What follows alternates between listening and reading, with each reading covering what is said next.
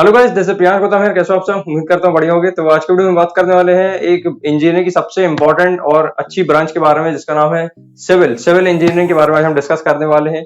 ठीक है, और इसके पहले मैंने ऑलरेडी सीएस का वीडियो बना चुका था, डेडिकेटेड सीएस का वीडियो मैंने बनाया था कंप्यूटर साइंस इंजीनियरिंग के बारे में। अगर कोई भी कॉलेज से करते हो तो टीयर 1 टीयर 3 कॉलेज के बीच में क्या फर्क होता है, क्या डिफरेंस होता है, और दो उसके पहले भी एक वीडियो बनाई थी। तो मैं दोनों वीडियो को डिस्क्रिप्शन में लिंक दे दूंगा, तो आप जाके वो जरूर देख लेना अगर आपको सीएस लेना है तो। ये वीडियो बेसिकली उन लोग के लिए सबसे ज्यादा इंपॉर्टेंट है, सिविल इंजीनियरिंग करना चाहते हैं तो उनके लिए सबसे ज्यादा महत्वपूर्ण है ये वीडियो। तो स्टार्ट करते हैं आज के वीडियो को। सबसे पहली चीज देखो, ध्यान से समझो, सिविल इंजीनियरिंग का मतलब क्या है? सिविल वर्क ज्यादा है इसमें, यानी कि इसमें घर में बैठने से काम नहीं चलेगा आपको, इसमें मतलब यानी कि बाहर निकलना पड़ेगा। अभी तक क्या हो रहा था, पढ़ाई कर रहे थे आप, 12th का पढ़ रहे थे, ये वो अपने इंजीनियरिंग एग्जाम की तैयारी कर रहे थे, एंट्रेंस एग्जाम की तैयारी कर रहे थे।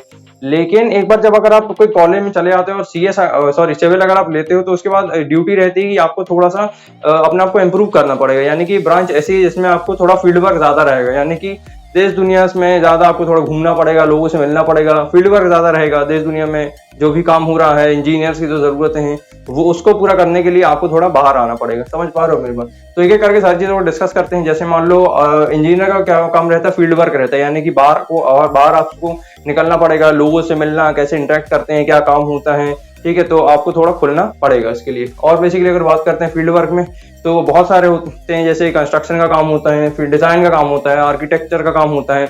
ठीक है, डिजाइन बनाना, जो आपकी बिल्डिंग है, जो भी मकान है या जो भी घर है, उसको डिजाइन करना। डिजाइन में क्या क्या है, मान लो 3 BHK का एक होम है, उस होम का अगर मान लो जो वो बनाता है, मैप बनाता है ना, डिजाइन बनाता है, उसका काम रहता है आर्किटेक्चर का, इंजीनियर का। ठीक है, तो ये सब काम होते हैं बेसिकली इंजीनियरिंग में, यानी कि थोड़ा फील्ड वर्क ज्यादा रहता है, लिखा पढ़ी वाला वर्क थोड़ा कम रहता है। कंस्ट्रक्शन का काम रहता है, जैसे कि कंस्ट्रक्शन आपने देखा होगा, बिल्डिंग का निर्माण होता है, जैसे और भी जैसे अलग अलग चीजें रहती हैं, जिसमें जैसे बिल्डिंग का, इसमें कोई डैम का। ठीक है, अलग अलग जगह पे अलग अलग इंजीनियर्स होते हैं। और कंस्ट्रक्शन का जैसे रोड बनती है, जैसे कोई बहुत सारी चीजें होती हैं, जैसे कोई बिल्डिंग वगैरह बनती है। ठीक है, जैसे कोई बहुत बड़ा अपार्टमेंट बनता है, तो उसमें सबसे ज्यादा जो रोल रहता है वो इंजीनियर का ही रहता है। ठीक है, यानी कि बाहर की दुनिया से आपको थोड़ा सा वाकिफ होना पड़ेगा। ठीक है, जैसे रोड में इंजीनियर होते हैं, इरिगेशन डिपार्टमेंट में होते हैं, रोड वगैरह में जो इंजीनियर्स काम कर रहे होते हैं, तो वो सारे काम इंजीनियर्स का होता है। रोड कैसे मैनेज होना, रोड का जो पूरा डिजाइन होता है, नक्शा होता है, वो पूरा इंजीनियर बनाता है। ठीक है, तो ये आई होप कि आपको समझ में आ रही होगी बातें, फील पकड़ पा रहे हो। जैसे डैम्स वगैरह में जो इंजीनियर्स होते हैं, वहां पे इंजीनियर की सबसे ज्यादा जरूरत होती है। Dams, canals. ठीक है, डैम्स कैनाल्स आपने देखा होगा, गांव वगैरह में डैम्स लगे रहते हैं। ठीक है, तो ये सब काम किसका रहता है? इंजीनियरिंग का। सिविल इंजीनियर जो ये रहते हैं सब सिविल इंजीनियर कहलाते हैं। ठीक है, जैसे कोई भी बिल्डिंग में आप काम कर रहे हो, ठीक है, आप अपने हिसाब से बता रहे हो कि यहाँ ऐसा ही नहीं, ऐसा होना चाहिए, आप थोड़ा बहुत अपने हिसाब से बता रहे हो कौन सी चीज कैसे होनी चाहिए। ठीक है, डिजाइन वगैरह। ठीक है, जो इंजीनियर का जो बेसिक दिमाग होता है, तो इसमें आपका फील्ड वर्क ज्यादा रहता है। बिल्डर के अंडर में अगर आप काम करते हो तो भी इसमें आपको बहुत चीजें सीखने को मिलता है। तो बेसिकली क्या है, पूरा फील्ड वर्क है। इसमें मतलब घर में बैठने से काम नहीं चलता, इसमें आपको पूरा बाहर ही आना पड़ेगा, देश दुनिया से इंटरेक्ट होना पड़ेगा, वाकिफ होना पड़ेगा, मिलना पड़ेगा अलग अलग लोगों से, अपने कंफर्ट जोन को तोड़ना पड़ेगा, अपनी आदतों को बदलना पड़ेगा। समझ पा रहे हो मेरी बात? तो ये सब इंपॉर्टेंट चीज हो जाती है अगर आप सिविल इंजीनियरिंग लेते हो तो, चाहे कोई भी कॉलेज से, चाहे टीयर 1 या टीयर 3 कोई भी कॉलेज के हो। तो ये बात आपके लिए बहुत ज्यादा इंपॉर्टेंट है। बेसिकली जिसको गवर्नमेंट एग्जाम की तैयारी करना रहता है, इंजीनियर बनना रहता है, उसके लिए सिविल सबसे ज्यादा इंपॉर्टेंट ब्रांच होती है। ठीक है, तो बेसिकली क्या है, अब जैसे सीएस में अगर बात कर दो, अगर आप घर में बैठे हुए हो और सीएस अगर आपने लिया हुआ है तो बाहर निकलने की वैसी जरूरत नहीं है। घर में मतलब ज्यादा काम होता हो, आप बेसिकली लैपटॉप में आप काम करते हो, फोन चलाते हो, तो बेसिकली उसमें कोई प्रॉब्लम नहीं है।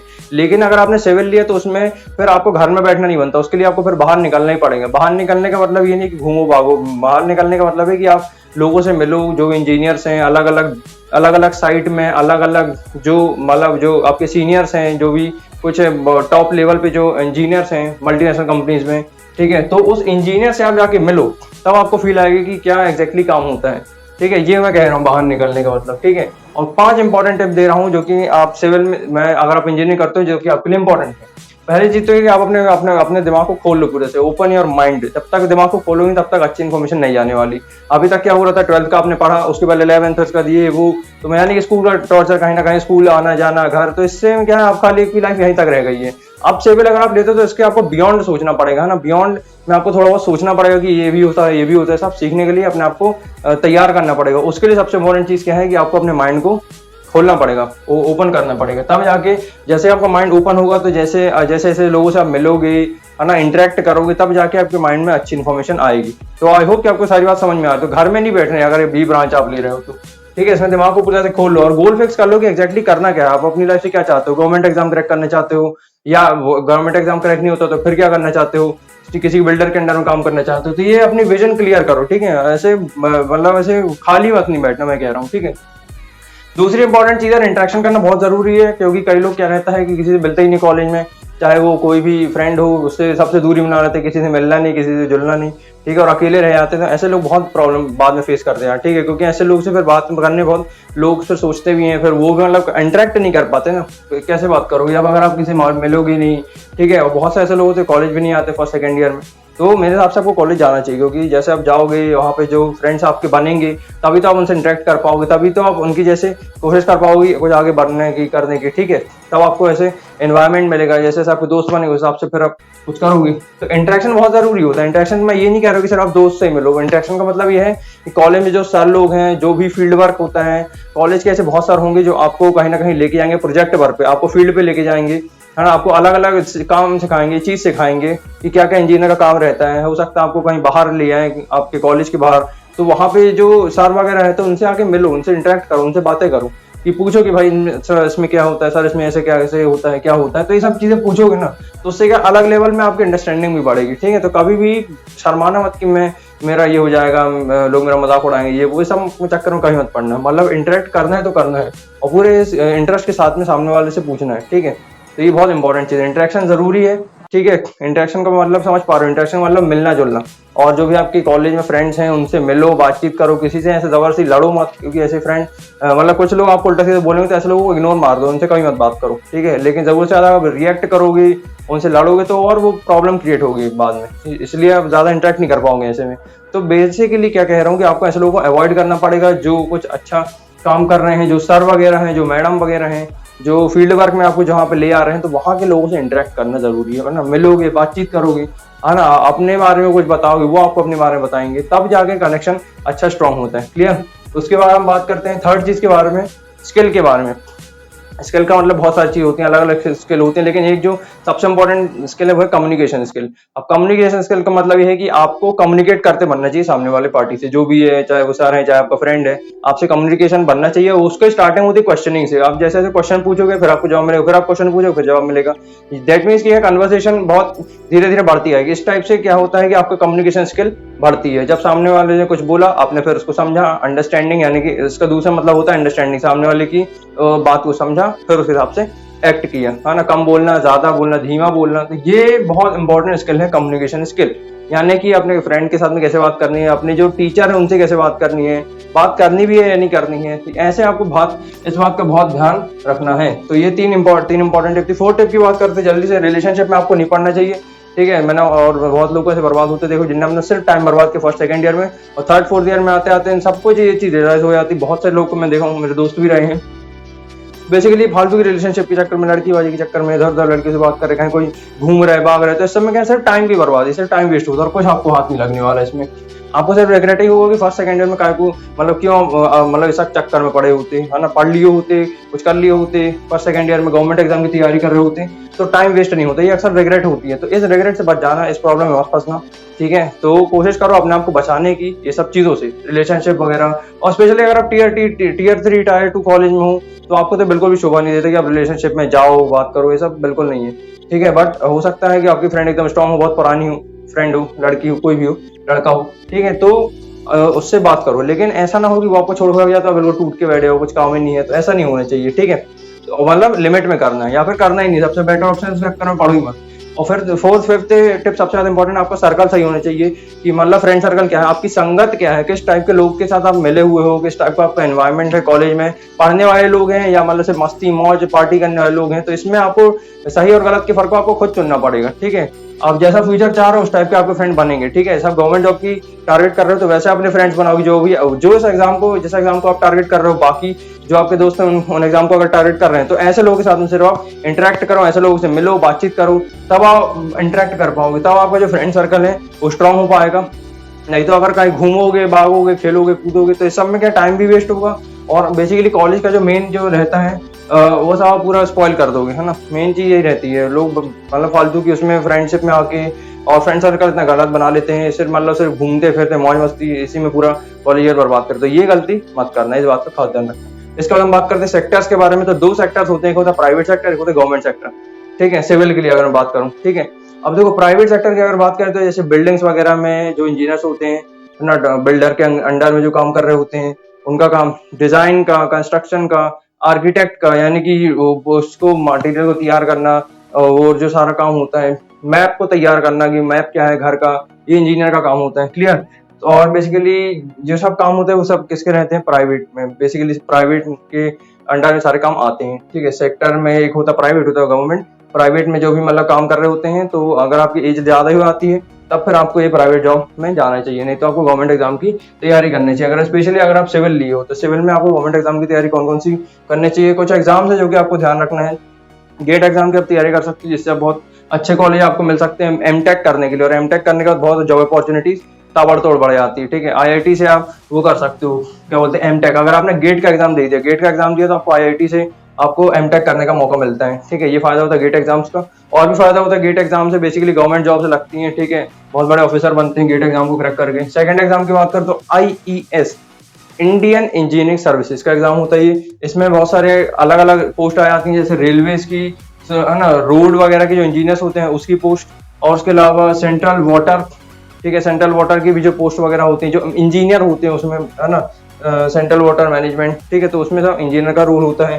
थर्ड की अगर बात करो, एसएससी इंपॉर्टेंट होती है, staff selection commission. Staff selection commission होता है एसएससी का मतलब, ठीक है। जैसे रेलवे में आपको अगर बताऊं डेप्थ में, तो रेलवे में जो लोको पायलट होते हैं, जो इंजीनियर होते हैं, जूनियर इंजीनियर होते हैं, इसको कहते हैं अपन, ठीक है, आईईएस का एग्जाम। और इसमें बेसिकली क्या होता है, जो टॉप लेवल के जो बनते हैं, पीडब्ल्यूडी, और जो बड़े बड़े, है ना, सहायक यंत्री, जो बड़े बड़े ऑफिसर होते हैं, ठीक है, तो वो उस एग्जाम के थ्रू बनते हैं, आईईएस का एग्जाम करके, ठीक है। और जो गार्ड का एग्जाम्स होता है, गार्ड के अलग होता है, लोको पायलट का अलग होता है, टिकट कलेक्टर के अलग होते हैं। तो ये सारी क्या होती है, अलग अलग पोस्ट आ जाती हैं इसमें। उसके अलावा बात करते हैं एसएससी के बारे में, तो इसमें सेम रहता है, जूनियर इंजीनियर, सीनियर इंजीनियर, है ना, और बहुत सारे अलग अलग आपको पोस्ट मिलती हैं इस एग्जाम को क्रैक करके। और सेंट्रल गवर्नमेंट की जॉब्स होती हैं, है ना, सेंट्रल गवर्नमेंट की जॉब्स, ये तो क्लर्क वगैरह कुछ काम रहता है, प्यून वगैरह की भी पोस्ट निकलती है, ठीक है। तो ये सारे काम होते हैं कि इसमें एसएससी में और भी बहुत निकलती हैं, है ना, यानी कि पॉइंट्समैन की भी पोस्ट निकलती है, और जैसे रेलवे की भी निकलती है, अलग अलग निकलते हैं, ग्रेड सी, ग्रेड डी, ये सब अलग अलग एसएससी की पोस्ट निकलती रहती है। इसका मैंने डिटेल वीडियो बना चुका हूँ, डिस्क्रिप्शन में लिंक मिल जाएगा, ठीक है। और आरआरबी का भी एग्जाम होता है, रेलवे रिक्रूटमेंट बोर्ड, इसके बहुत सारे निकलते हैं एग्जाम, है ना, मतलब रेलवे ही कंडक्ट करवाता है। जैसे इंजीनियर, जूनियर इंजीनियर, ठीक है, रेलवे में आपने इंजीनियर्स देखे होंगे, ठीक है, इंजीनियर, जूनियर इंजीनियर, ठीक है, जैसे स्टेशन मास्टर, ये सब पोस्ट वगैरह निकलती रहती हैं। आरआरबी कंडक्ट करवाता है, लोको पायलट यानी कि जो ट्रेन का जो ड्राइवर होता है, ठीक है, ये सारी पोस्ट वगैरह निकलती हैं। टिकट कलेक्टर और जो गार्ड वगैरह होते हैं, ये सब बेसिकली आरआरबी का एग्जाम्स होते हैं, इसके थ्रू वो बनते हैं। तो ये सब एग्जाम्स आप टारगेट कर सकते हो डेफिनेटली। अगर आप सेकंड ईयर में हो, सेकंड ईयर में हो, तो आपको तैयारी करनी चाहिए एग्जाम्स की। तो होता क्या है कि इन फ्यूचर फिर आपको बहुत आसानी हो जाती है, जो भी आप एग्जाम देने जाओगे तो आपको पहले से पैटर्न पता होगा, क्वेश्चन किस टाइप के आते हैं, क्या पैटर्न एग्जाम का, तो आपकी पॉसिबिलिटीज बहुत बढ़ जाती है इस एग्जाम्स में एंटर होने के बाद जॉब लगने की। तो लास्ट एग्जाम की बात करते हैं पीएससी में बेसिकली स्टेट गवर्नमेंट की जॉब्स मिलती है। एक होता है यूपीएससी बेसिकली उनके लिए होता है जिनको आईएएस बनना हो, आईएएस ऑफिसर, उनके लिए सही रहता है वो यूपीएससी। पीएससी किसके लिए सही रहता है, स्टेट गवर्नमेंट की जॉब, पीडब्ल्यूडी, वीवीएन, ये सब अलग अलग पोस्ट होती रहती हैं, ठीक है ना, पीडब्ल्यूडी इंजीनियर और स्टेट गवर्नमेंट की जो पोस्ट वगैरह होती हैं, ठीक है। तो ये सारी पीएससी के थ्रू आपको मिलती है ना, मतलब अलग अलग लेवल के होते हैं, ठीक है, टॉप क्लास, फिर मिडिल, फिर अलग अलग इंजीनियर, क्लर्क, बाबू, ये सब जो होते हैं ना, उसको कहते हैं, पीएससी के थ्रू मिलती है जॉब्स।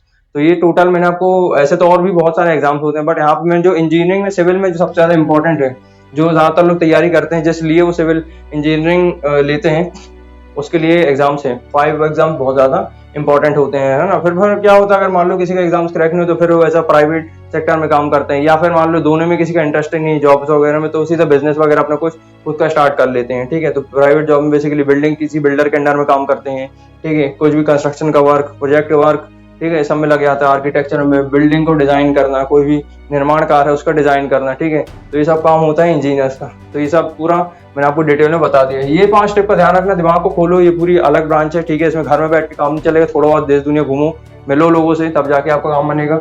इंटरेक्ट कर रहा हूँ, किसी से डरना नहीं है कॉलेज में कि ये बोल देगा वो बोल देगा, ऐसे बहुत लोग फालतू ऐसे लोगों से दूर हो जाओ।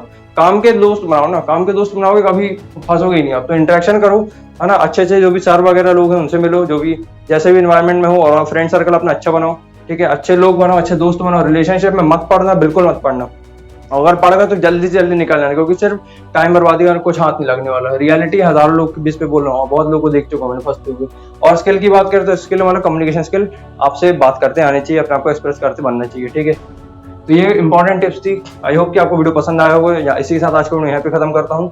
सारी टिप्स को फॉलो करना है और उसके बाद सिविल इंजीनियरिंग में बढ़िया आपको भौकाल मचा देना है, आग लगा देना है, तो डेफिनेटली आप एक अच्छा इंजीनियर डेफिनेटली बनोगे, ठीक है। तो इसी के साथ आज का वीडियो यहाँ पे समाप्त करते हैं। और कोई भी अगर आपको डाउट वगैरह हो तो कमेंट सेक्शन में पूछ सकते हो, और अगर आप चैनल पे न्यू आए हो तो जल्दी सपोर्ट करो, सब्सक्राइब करो, ठीक है। तो इन फ्यूचर आपको मैं इस टाइप के इन्फॉर्मेटिव वीडियोस प्रोवाइड करा पाऊंगा, ठीक है। और कमेंट करके जरूर बताना, वीडियो लाइक जरूर कर देना। मिलते हैं अपन नेक्स्ट वीडियो में, तब तक के लिए all the best, love you all, और बहुत सारी बेस्ट विशेष फ्यूचर के लिए। All the best, thank you so much, take care.